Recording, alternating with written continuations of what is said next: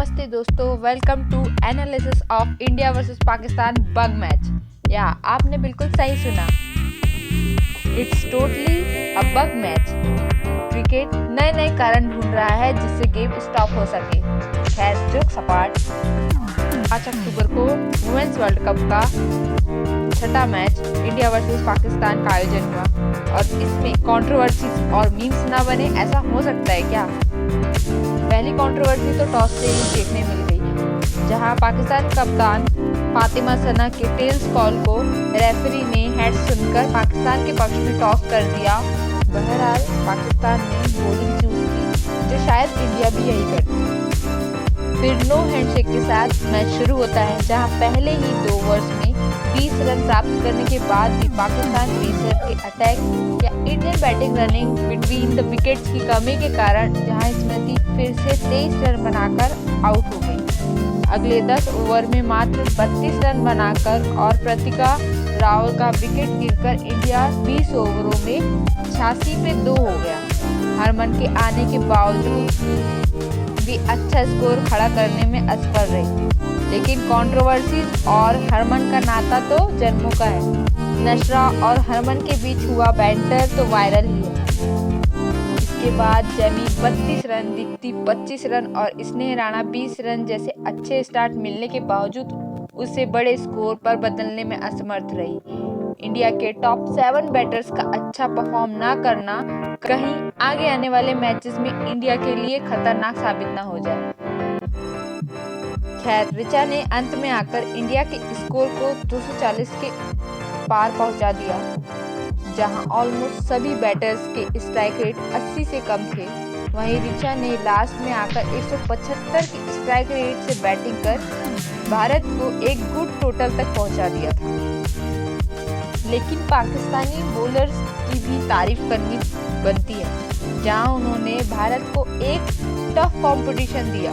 सादिया इकबाल ने और फातिमा सना ने 2 विकेट्स लिए, वहीं डायना बेग ने 4 विकेट्स और शमीम और संधू ने 1-1 विकेट हासिल की। ब्रेक्स के बाद पाकिस्तान की बैटिंग शुरू हुई, जहां शुरुआती ओवरों में ही इंडिया ने एक रिव्यू गंवा दिया था, लेकिन डॉन दीप्ति और स्टंप का रिश्ता जैसे अर्जुन और मछली की आंख जैसा है। दीप्ति ने मुनीबा अली को रन आउट कर दिया। हालांकि कंट्रोवर्सी इसमें भी हुई, लेकिन जब बैटर रन न ले रहा हो तो यह आईसीसी के नियमों के अनुसार अलाउड था। इसके बाद 4 बार भारतीय बॉलर्स ने एलबीडब्ल्यू के चांसेस बनाए, लेकिन ना तो अंपायरिंग अच्छी हुई, ना ही इंडिया ने रिव्यू लिया।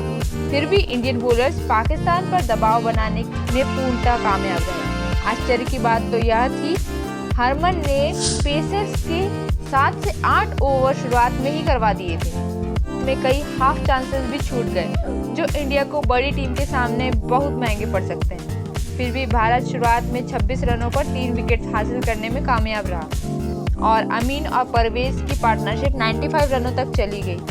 अगेन क्रांति गौड़ ने पार्टनरशिप ब्रेक कर पाकिस्तान की कमर तोड़ दी। फिर कुछ ही ओवरों में दीप्ति को भी 1 विकेट मिल गया और फिर कुछ रनों की पार्टनरशिप चलती है और 143 पर सिदरा नवाज आउट हो जाती है। फिर पाकिस्तान की टीम बिखर जाती है और 159 रनों तक आते आते ऑल आउट हो जाती है, जहां इंडिया 88 रनों से जीत जाती है और 12-0 हो जाता है। इस मैच को जीतने में सबसे बड़ा हाथ बॉलर्स का रहा, जहां प्लेयर ऑफ द मैच क्रांति गौड़ ने 10 ओवरों में 20 रन देकर 3 विकेट, दीप्ति ने 3 विकेट्स और स्नेह ने 2 विकेट्स लिए।